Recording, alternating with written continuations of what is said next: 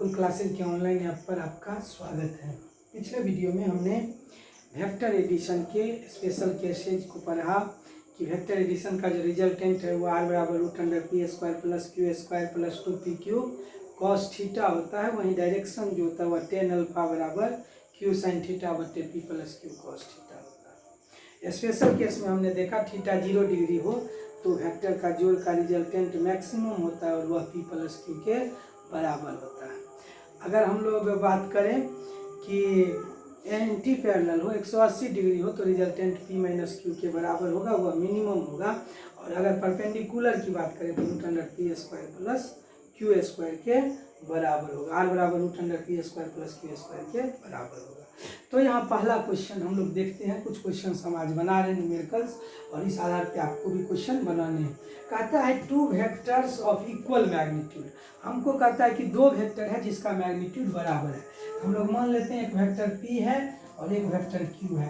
कह रहा है कि इसका मैग्नीट्यूड बराबर है।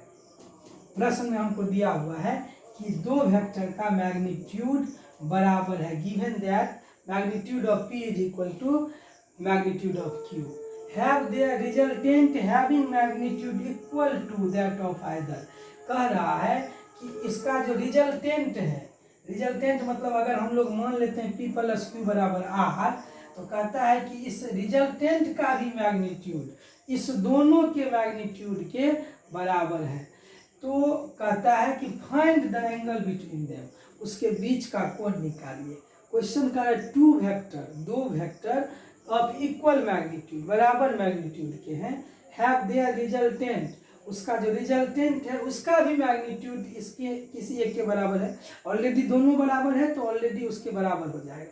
तो find the angle between them, उसके बीच का कोण निकालिए।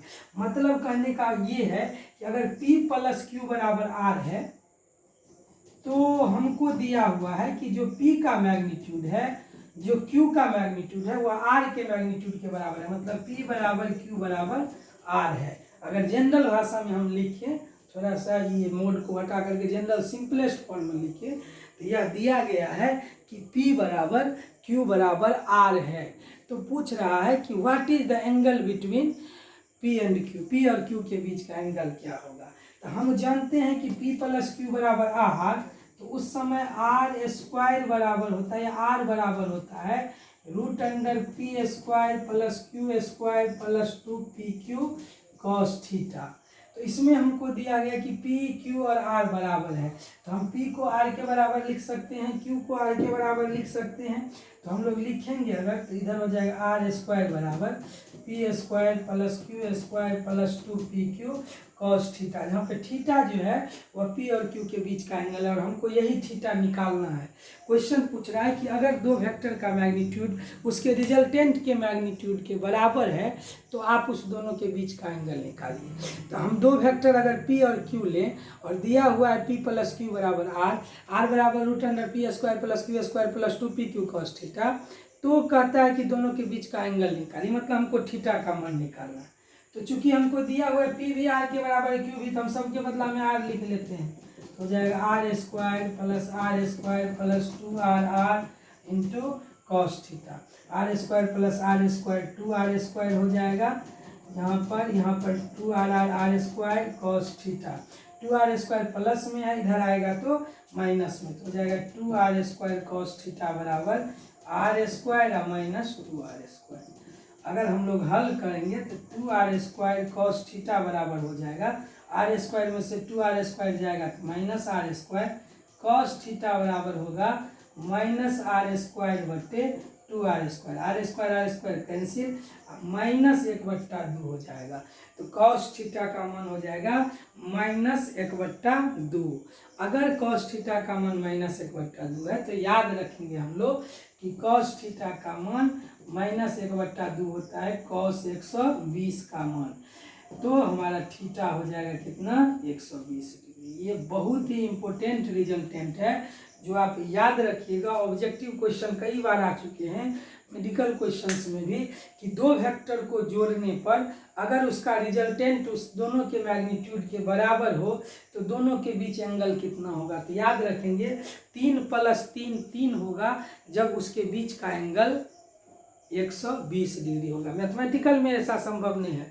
अब क्वेश्चन दे देगा कि अगर दिया हुआ है कि a प्लस ए बराबर a, तो उस समय व्हाट इज, मान लीजिए a प्लस बी बराबर, मान लीजिए कोई भी दे देगा कि दो वेक्टर का जोड़ उसके उसी के मैग्नीट्यूड के बराबर है, a प्लस ए बराबर a कब होगा, तो याद रखेंगे जब एंगल 120 डिग्री होगा।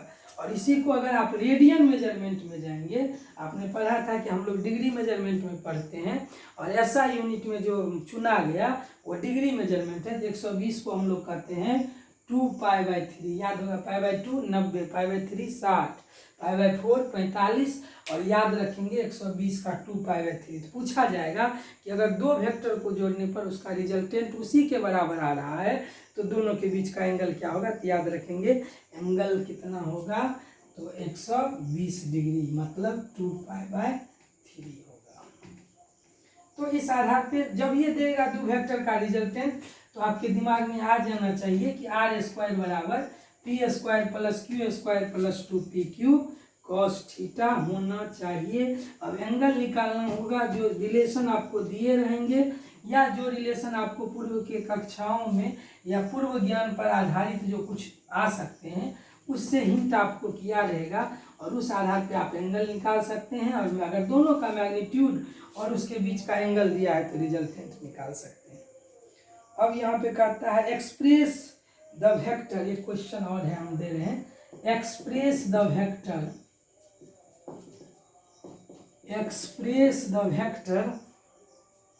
whose end point lies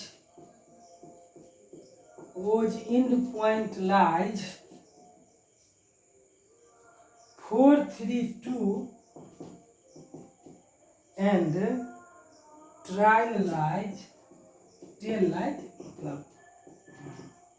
tail lies at 3 2 1। अब देखिए ये बड़ा सुंदर क्वेश्चन है, कहता है कि वेक्टर को रिप्रेजेंट करिए।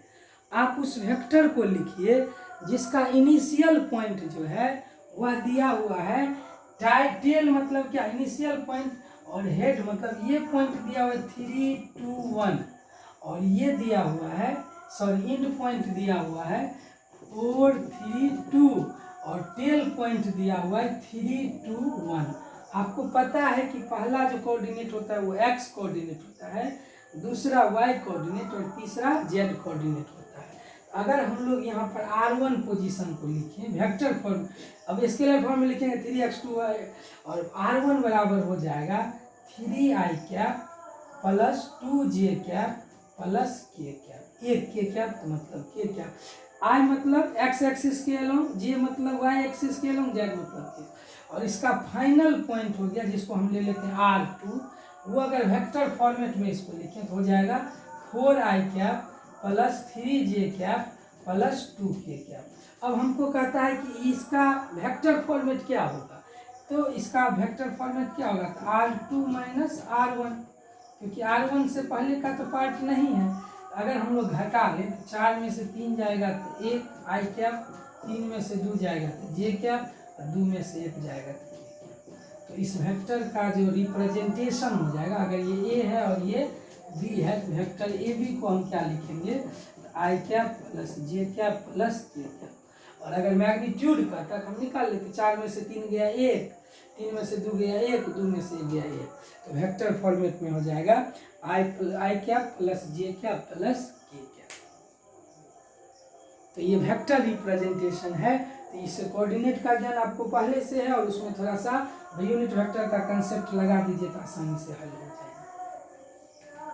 चलिए एक क्वेश्चन और हम लोग देख लेते हैं, उसके बाद हम लोग होमवर्क करेंगे।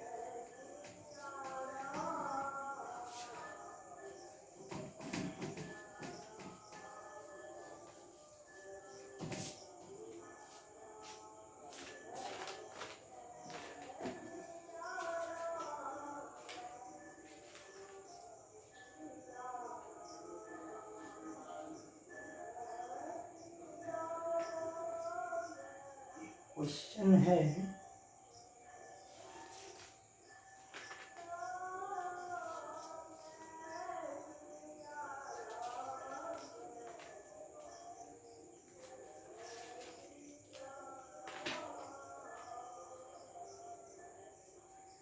क्वेश्चन है फाइंड द रिजल्टेंट, तीसरा क्वेश्चन है find the resultant of two forces 1 6 Newton due east and other 8 Newton due north.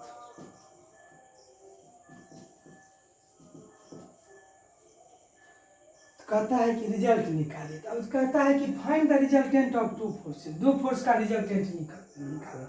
एगो है 6 न्यूटन किधर ईस्ट, अब देखिए नक्शा आपको याद रखना पड़ेगा, ईस्ट मतलब ये 6 न्यूटन है, और दूसरा जो है वो कितना है 8 न्यूटन किधर नॉर्थ। तो एक वेक्टर हमको इधर है और एक वेक्टर इधर है, नॉर्थ में है और ये ईस्ट में है। आपको पता चलेगा कि एंगल कितना है, तो यहाँ पर थीटा हो गया, यहाँ पी जो वेक्टर लेंगे मान लीजिए, पी का मैग्नीट्यूड हो गया 6, क्यू का मैग्नीट्यूड हो गया 8,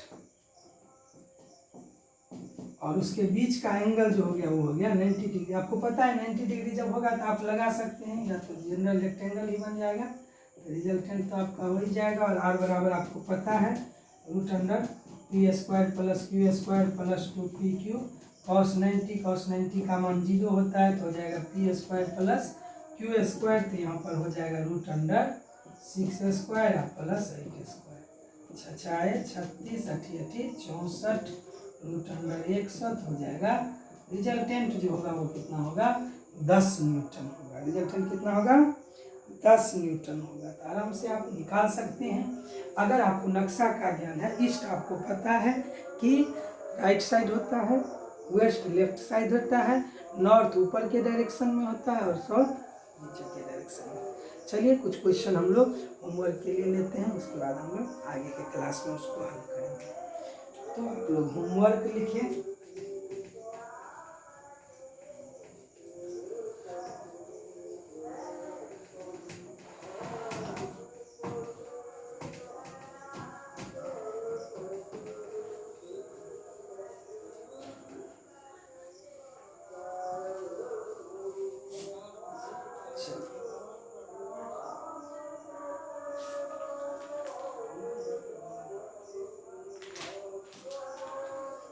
दिया हुआ है क्वेश्चन, होमवर्क लिखिए। पहला क्वेश्चन है इफ a प्लस b बराबर c and magnitude of a is equal to magnitude of b is equal to magnitude of c, then what is the angle between a and b, vector a and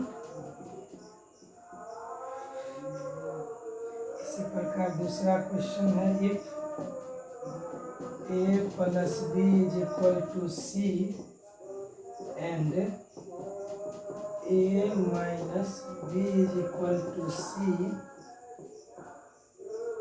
and what is the angle between a and तीसरा question है if a plus b बराबर c and c बराबर √under a square plus b square, vector format का magnitude, then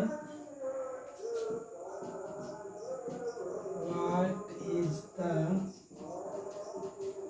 angle between a and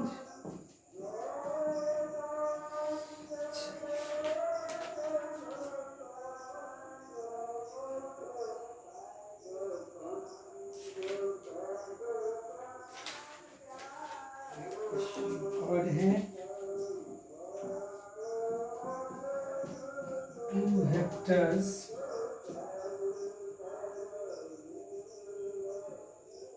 having magnitude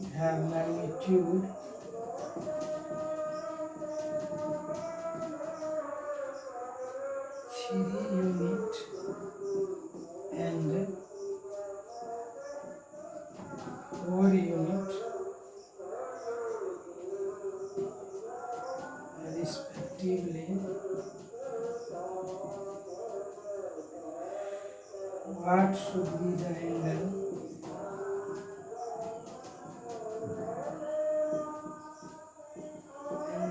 between them if magnitude of the resultant is A 1 unit, B 5 units और C हो जाएगा 6। कहता है दो vector है, अगर एक 3 यूनिट का है और दूसरा 4 यूनिट का है तो उसका एंगल कितना होगा यदि उसके रिजल्टेंट का मैग्नीट्यूड 1 यूनिट हो, 5 यूनिट हो और 7 यूनिट हो। चलिए तो इस चारों क्वेश्चन को बनाएंगे तो और क्वेश्चन हम लोग अगले वीडियो में चर्चा करेंगे। धन्यवाद।